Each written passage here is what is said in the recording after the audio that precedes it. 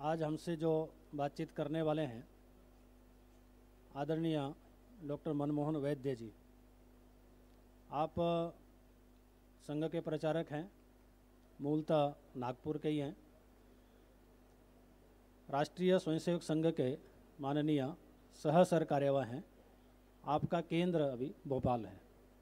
साथ में श्रीमान सुनील आंबेकर जी, आप भी संघ के प्रचारक हैं, मूलतः आप भी नागपुर के ही हैं और अभी अखिल भारतीय प्रचार प्रमुख ऐसा दायित्व है और आपका केंद्र भाग्यनगर।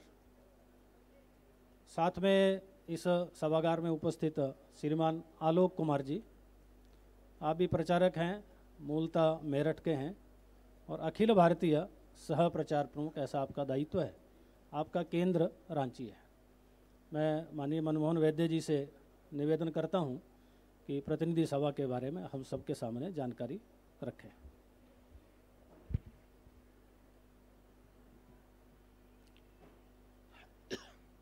नमस्कार। करीब 1500 कार्यकर्ता यहाँ पर अपेक्षित है, यह जानकारी आपको मिली है। और हर 3 साल के बाद संघ के प्रतिनिधि शाखा में से चुने जाते हैं। संघ में एक प्रतिज्ञा का कार्यक्रम होता है। 18 साल की आयु के 18 से ऊपर ऐसे संघ स्वयंसेवक जो जीवन भर संघ कार्य में करूँगा ऐसी प्रतिज्ञा लेते हैं। ऐसे प्रतिज्ञित और कार्यशील ऐसे स्वयंसेवकों में से, ऐसे 50 स्वयंसेवकों में से एक शाखा प्रतिनिधि चुनते हैं। ऐसे 40 शाखा प्रतिनिधि में से फिर एक अखिल भारतीय प्रतिनिधि हर 3 साल के लिए चुने जाते हैं। ये संघ का चुनाव का वर्ष है। ऐसे 203 प्रतिनिधि, जो नाम है अखिल भारतीय प्रतिनिधि सभा, तो 203 अखिल भारतीय प्रतिनिधि जो सारे भारत के शाखाओं से चुने गए हैं, जैसे यहाँ पर रहेंगे। एक संघ की रचना में प्रांत संघचालक, प्रांत कार्यवाह, प्रांत प्रचारक, उनके सहायक ऐसे रचना है, जिनको अखिल भारतीय कार्यकारी मंडल कहते हैं। ऐसे अखिल भारतीय कार्यकारी मंडल के मेंबर्स 435 हैं। फिर प्रत्येक ऐसे 45 प्रांत संघ दृष्टि से है।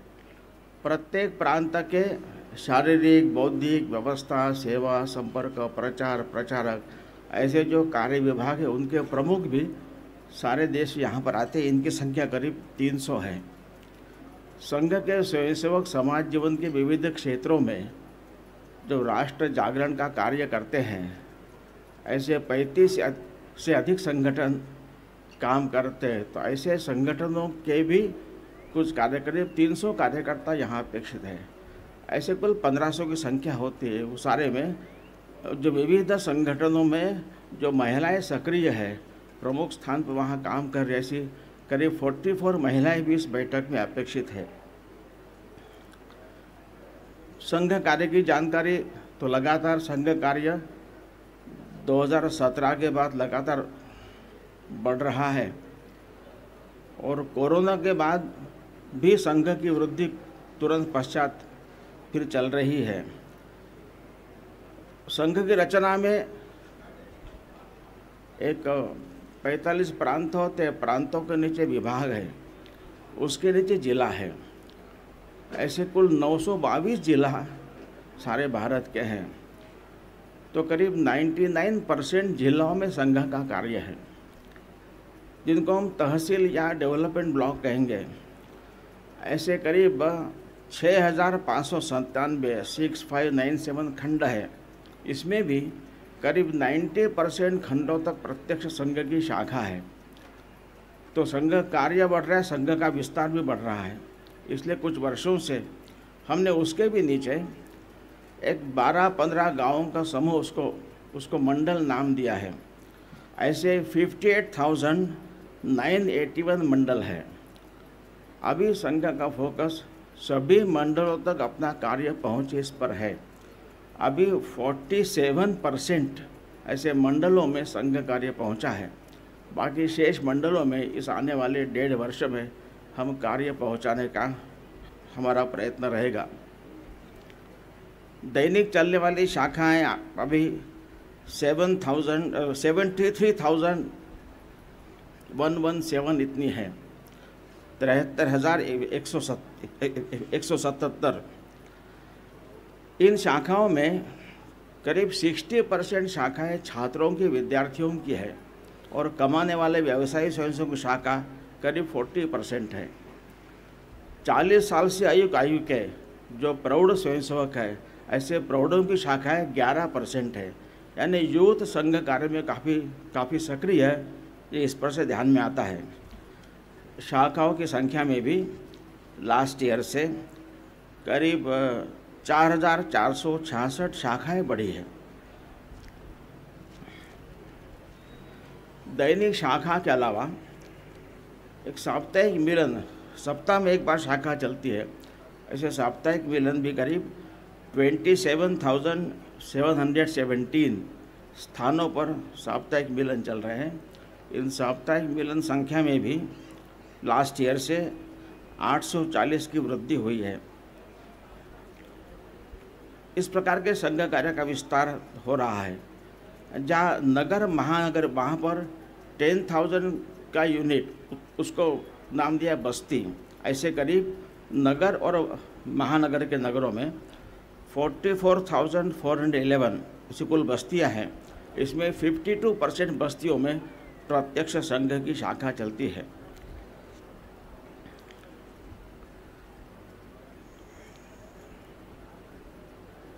अभी गत वर्ष संघ के स्वयंसेवक विविध क्षेत्रों में जो काम करते, वहाँ पर जो महिलाएं हैं, इनका एक महिला समन्वय नाम से एक काम चलता है।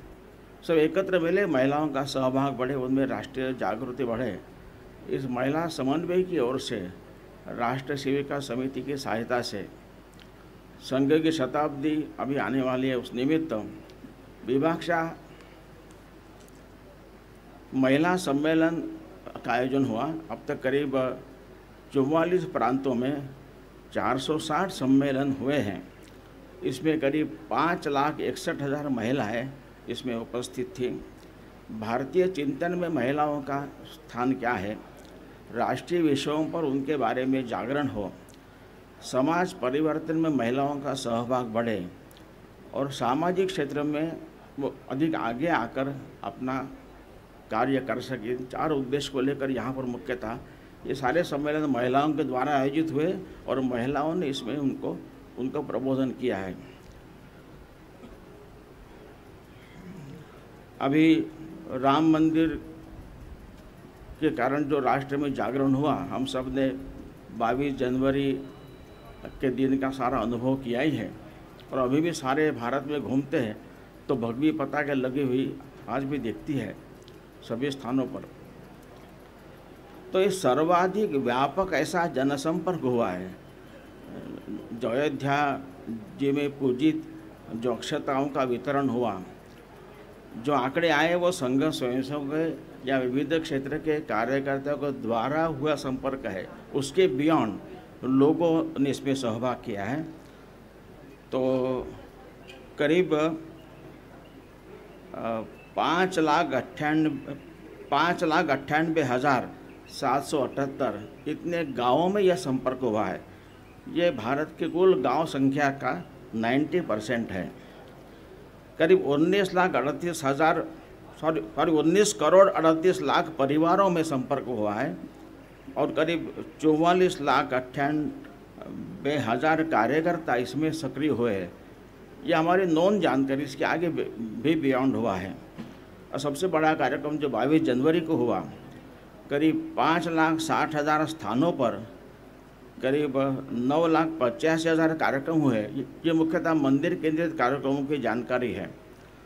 और करीब 27 करोड़ 81,54,000 से अधिक ऐसे लोग इसमें सहभागी हुए। इतना व्यापक सारे भारत में सभी गांवों में करीब करीब इतना उत्साहपूर्ण और कोई भी अन्यथा घटना होने के सिवाय यह जो कार्यक्रम ऐसा अभूतपूर्व हुआ है और इस कारण एक सारे समाज में एक ऊर्जा का अनुभव आ रहा है। इसलिए संघ की योजना इस सारे जो संपर्क हुआ है, खूब लोग एक अनुकूल है, लोग उत्साह में हैं। तो अभी संघ शताब्दी तो अगले 2025 के विजयादशमी से 2026 विजयादशमी तक होगी। उसके पहले जो संघ का पहले दिन से डॉक्टर हेडगेवार का विचार था कि संघ समाज में एक संस्था संगठन नहीं है, संघ संपूर्ण समाज का संगठन है। इसलिए संघ ने अपनी शताब्दी अलग से मनाने का कोई कारण नहीं है। तो उसके पहले कार्य पूर्ण करने पर हमारा अधिक जोर रहेगा मुख्यतः। इसलिए अगली विजयादशमी के पहले, प्रत्येक शताब्दी वर्ष आरंभ होने के पहले संघ का विस्तार अधिकाधिक व्यापक हो, कार्य का दृढ़ीकरण हो, इस पर सबका बल रहेगा। और प्रत्येक संघ शताब्दी वर्ष से जो समाज परिवर्तन के कार्य में स्वयंसेवक लगना चाहिए, राष्ट्र की सर्वांगीण उन्नति करने के लिए स्वयंसेवक संघ में सक्रिय होता है, उनकी सक्रियता बढ़े। और जो 5 विषयों के बारे में आपको जानकारी मिली है, जो पंच परिवर्तन है, कुटुंब प्रबोधन, पर्यावरण रक्षा, सामाजिक समरसता, नागरिक कर्तव्य पालन और स्वदेशी का आग्रह, स्व का प्रगटीकरण समाज जीवन के हर क्षेत्र में हो, इन 5 विषयों को लेकर स्वयंसेवक सक्रिय होंगे। उसके पहले संघ का अधिकाधिक कार्य विस्तार करने का हमारा प्रयास है। और अभी राम मंदिर के कारण इतना व्यापक जनसंपर्क हुआ है, अनेक लोग विदाउट दे ज्वाइनिंग आरएसएस संघ के साथ ऐसे परिवर्तन के कार्य में सहयोग होने के लिए तैयार हैं। उन सबको साथ लेकर हम लोग तो एक बहुत वक्त संघ का नेटवर्क तो बढ़ रहा है, उससे बहुत कई गुना व्यापक समाज का सहयोग, इसके माध्यम से यह परिवर्तन करने की योजना बनेगी। और संघ में लोगों की ज्वाइन करने की उत्सुकता तो बढ़ ही रही है। 2017 से 2023 तक जिनको संघ में जुड़ना है और किसको मिलना पता नहीं है, they send the request on the website of RSS, तो ज्वाइन करना मुझे संघ। तैसे ज्वाइन आरएसएस की रिक्वेस्ट 2017 से 2023 तक प्रतिवर्ष एवरेज 1 लाख से अधिक ऐसी रिक्वेस्ट आई है। और विशेष अभी जनवरी फरवरी 2 महीनों में ये रिक्वेस्ट जो है डबल हुई है। लास्ट ईयर जनवरी फरवरी मिलाकर 13,168 ऐसी रिक्वेस्ट आई थी। 2024 के जनवरी फरवरी 2 महीनों में ये रिक्वेस्ट 27,362 ऐसी है। हो सकता है राम जी की कृपा से जो चला अपहीवल, इस कारण लोगों की उत्सुकता बढ़ी है। ये रिक्वेस्ट करने वालों में 70% ये 20 से 35 आयु के यूथ होते हैं। नागपुर के लोगों के लिए संघ शिक्षा वर्ग यहाँ हमेशा होता रहा है, उसकी जानकारी है। लेकिन अभी संघ के शिक्षा वर्गों के प्रकार में थोड़ा बदल हुआ है। जैसे हम लोगों को यहाँ हमेशा तृतीय वर्ष होगा और तृतीय वर्ष का समापन कार्यक्रम हम लोग कवर करने आते हैं। थोड़ा ये कंटेंट बदला है, थोड़ा नॉमेनक्लेचर बढ़ा है, चेंज हुआ है। जैसे पहले 7 दिन का प्राथमिक शिक्षा वर्ग, 20 डेज़ का प्रथम वर्ष, 20 डेज़ का द्वितीय वर्ष जो क्षेत्रशः होता था, और नागपुर का वर्ग तृतीय वर्ष 25 दिन का ऐसा जो होता था, उसमें थोड़ा चेंज हुआ है।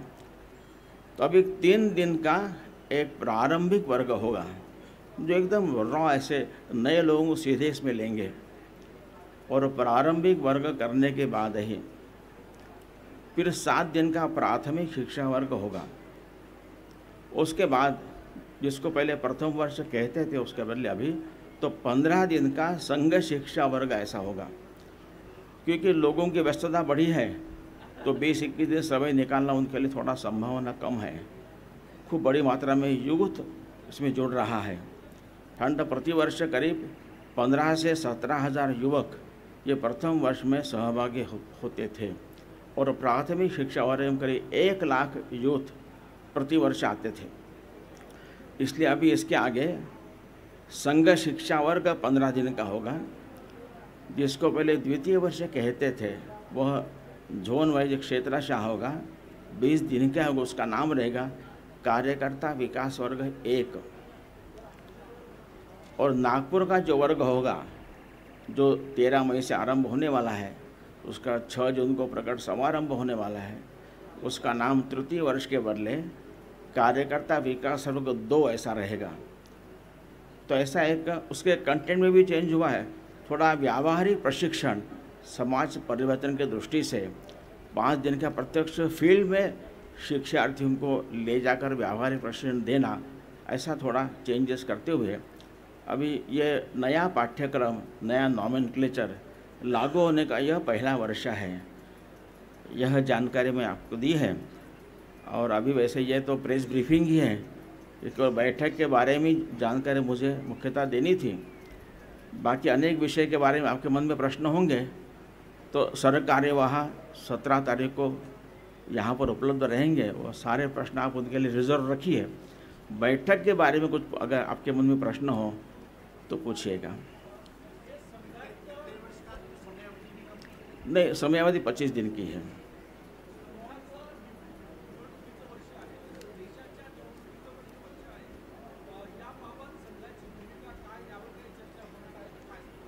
चर्चा करण्याचं कारण नाही, सर्वाधिक मतदान झालं पाहिजे हे नागरिक कर्तव्य म्हणून आपलं काम आहे ना, त्यामुळे ते आव्हान असणार आहे। स्वयंसेवक देखील लोकांनी सर्वाधिक मतदान लोग करें, यह संघ की भूमिका पहले से रही है।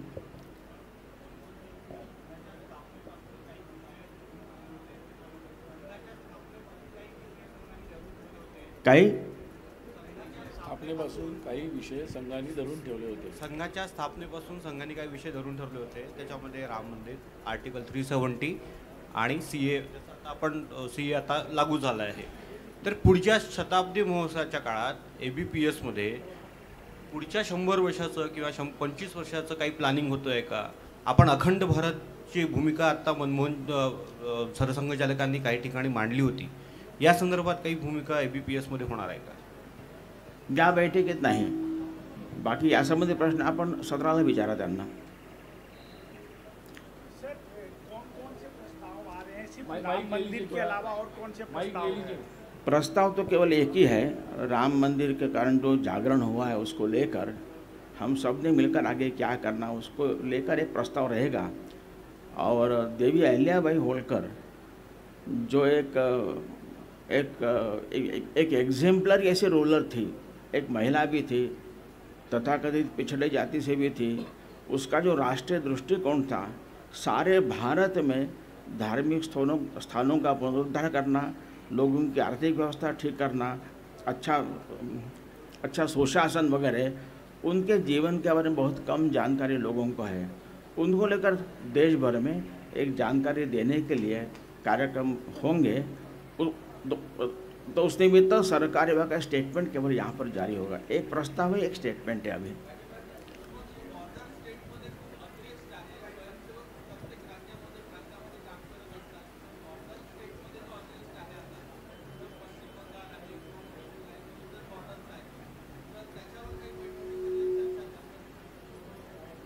संघ स्वयंसेवकांना को विपरीत स्थिति में काम करने की आदत ही है और काम बढ़ रहा है सतत, और धीरे धीरे ये अनरेस्ट निर्माण करने वाली शक्तियाँ थोड़ी कमज़ोर हो रही है।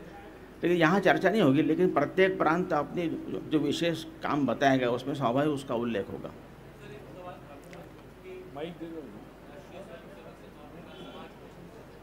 साथ लेकर चलना है। और अब भव्य राम मंदिर के उद्घाटन के बाद तो अब वो जो एक झगड़ा था, एक फॉल्ट लाइन जो थी, वो भी अब ख़त्म हो गई है।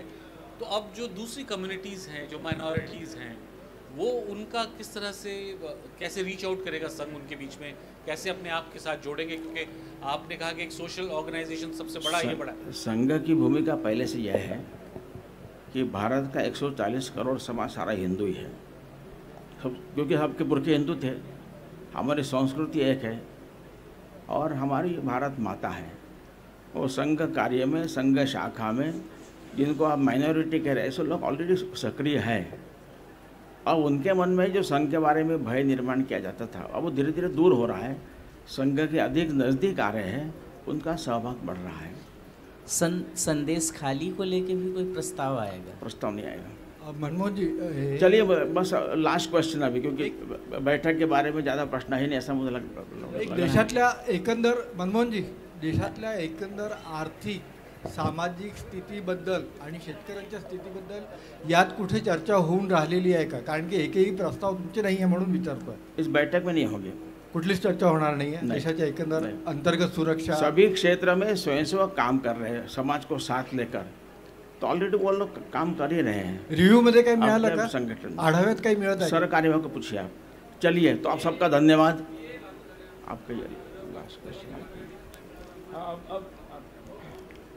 अब एक साथ पूछ लीजिए और जवाब दे देंगे। आपका सुनाई नहीं दिया कुछ। आप माइक ले लीजिए ना, ऐसा मत। माइक दीजिए। हॅलो, CAA लागू झाल्यानंतर सर्वाधिक घरे बांगलादेशी आणि पाकिस्तानी यांना मिळणार असं अरविंद केजरीवाल म्हणतात, यावर आपलं काय मत आहे? आप एक साथ जवाब दीजिए। सर, आपने कहा संघ के स्वयंसेवकों का ये हमेशा ऑब्जेक्टिव रहे कि सर्वाधिक मतदान हो, तो ऐसा आह्वान कुछ होगा अभी आगे चल के? स्वयंसेवक घर घर जाकर बात करते हैं, ऐसे ही होगा। चलिए ठीक है, आप सबका धन्यवाद। बाद में पूछिए आप उसको, जो बैठक के बारे में विषय नहीं। धन्यवाद। चलिए, अभी परसों यानी 17 तारीख को माननीय सरकार्यवाह जी की प्रेस वार्ता होगी। जैसे अभी 12:30 बजे उसका समय रहेगा, लेकिन फिर भी कल आपको लिखित में सूचना उसकी आएगी। अभी यहाँ जो प्रचार विभाग के कार्यकर्ता हैं, तो माननीय सरकार्यवाह जी द्वारा जो अभी प्रतिवेदन प्रस्तुत किया जा रहा है, उसकी एक एक प्रति एक मीडिया हाउस के हिसाब से आपको मिलेगी। अधिक प्रतियां नहीं है, बाकी सॉफ्ट कॉपी किसी को चाहिए होगी तो वो भी उपलब्ध हो जाएगी, लेकिन एक हार्ड कॉपी जो है वो यहाँ से अपने कार्यकर्ता यहाँ पर हैं, उनसे लेकर के जाएं। आप सब लोग बहुत बहुत धन्यवाद।